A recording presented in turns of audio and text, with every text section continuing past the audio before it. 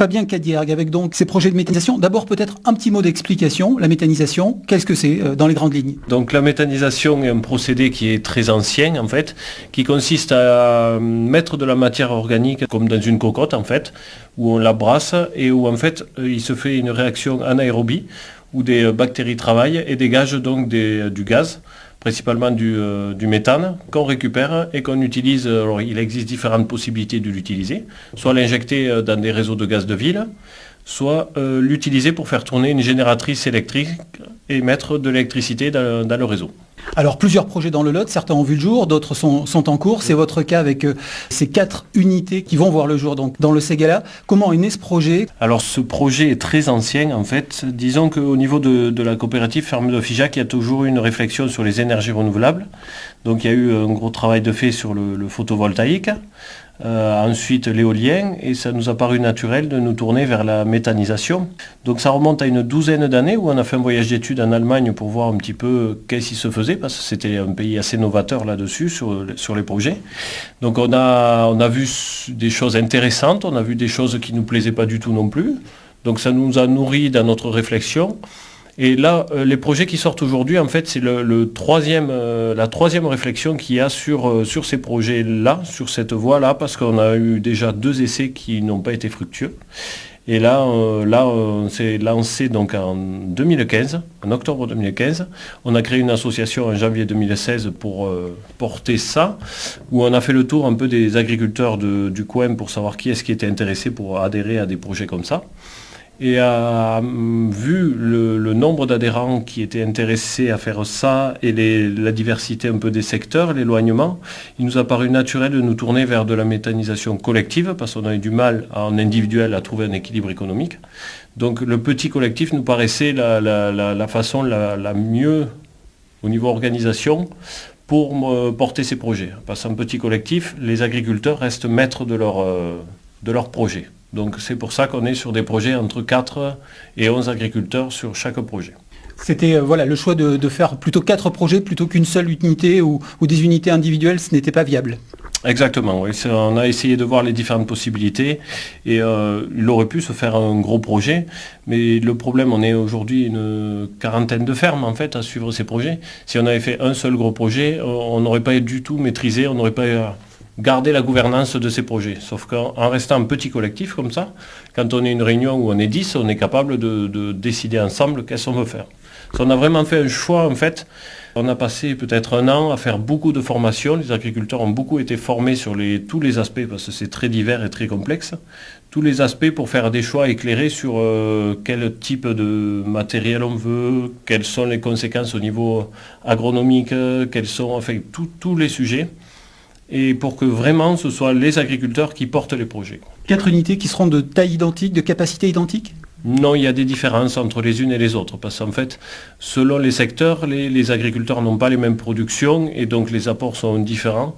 En gros, sur le système, on essaye d'être le plus semblable possible, mais il y aura des petites différences entre les uns et les autres.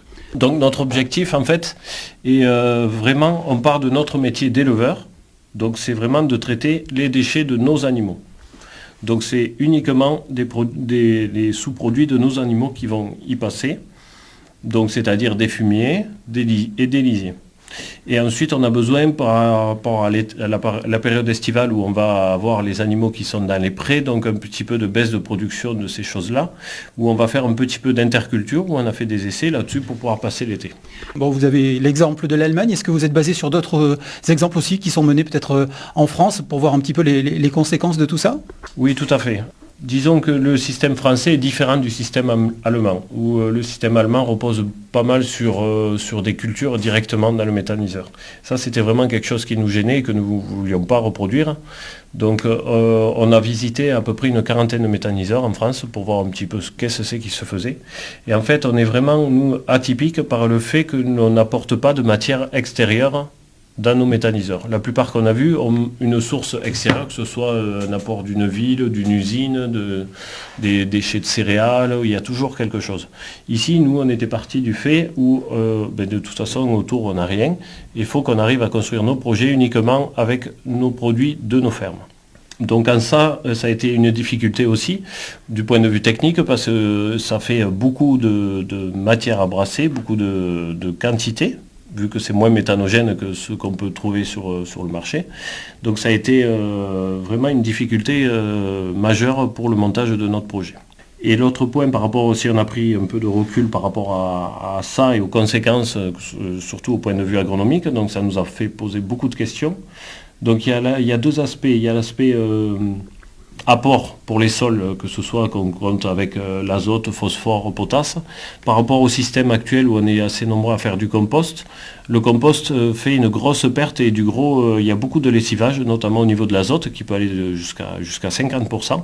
Tout ça, en fait, on va le garder, tous ces éléments, et on l'apportera vraiment au bon moment dans nos parcelles, donc ce qui permet pour ceux qui sont conventionnels, de vraiment baisser les apports en engrais chimiques. Donc c'est vraiment un point très important.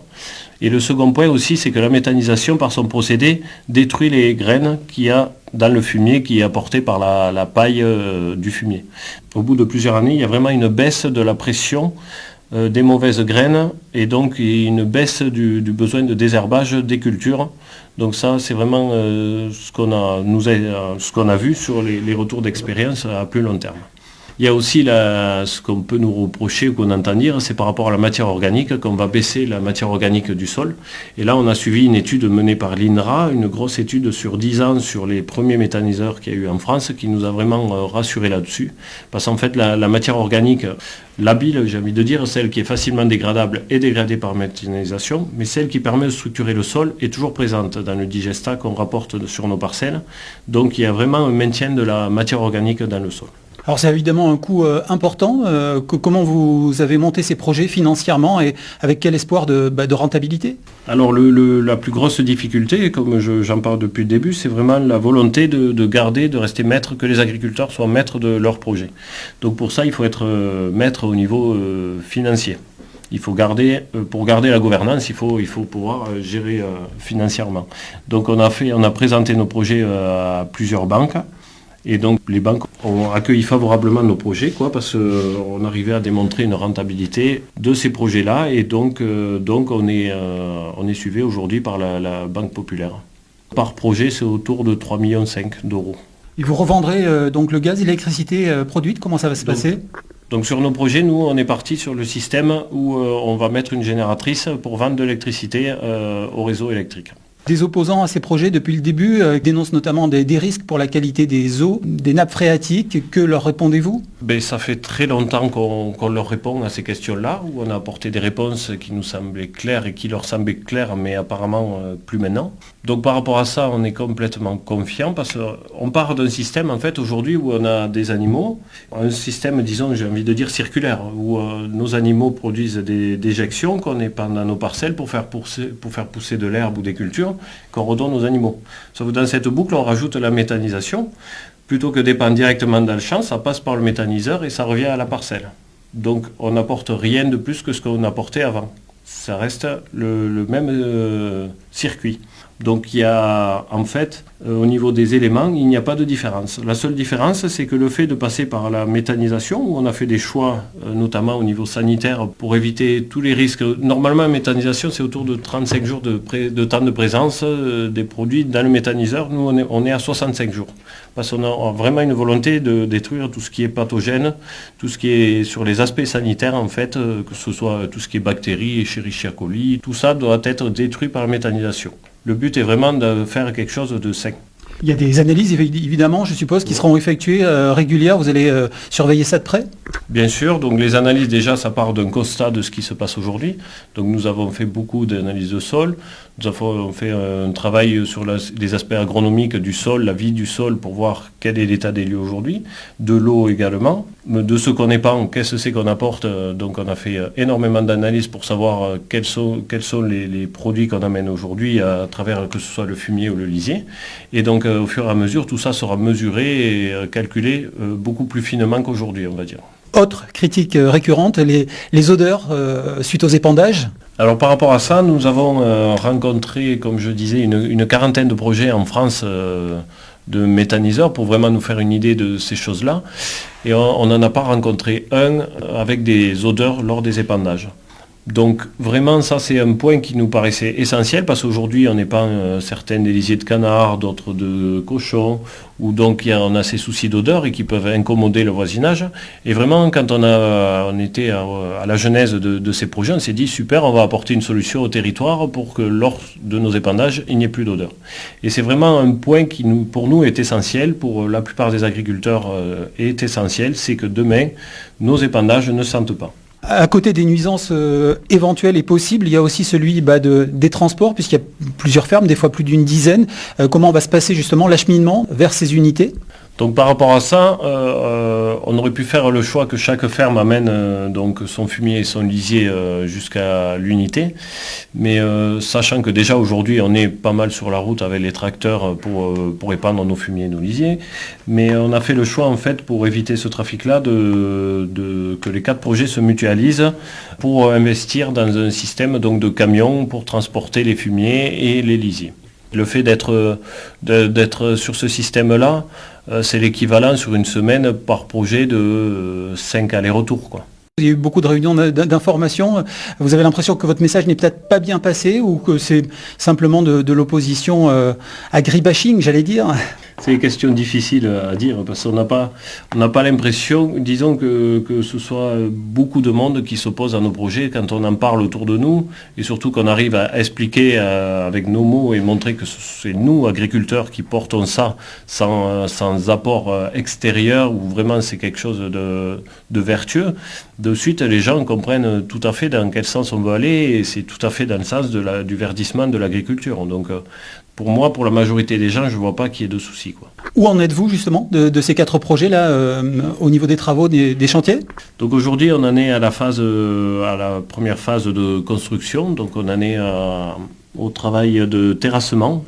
Donc on enchaîne un projet après l'autre pour faire ce travail-là. Objectif, fin des travaux ? D'ici les premières mises en service, d'ici un an. Entre 1 an et 1 an et demi selon les projets. Des procédures judiciaires ont été entamées. Est-ce que ça vous freine, ça vous ralentit dans vos démarches ? Elles sont en cours et on attend que la justice fasse son travail, mais on est serein là-dessus parce que ce sont des attaques qui nous semblent sans problème pour y répondre.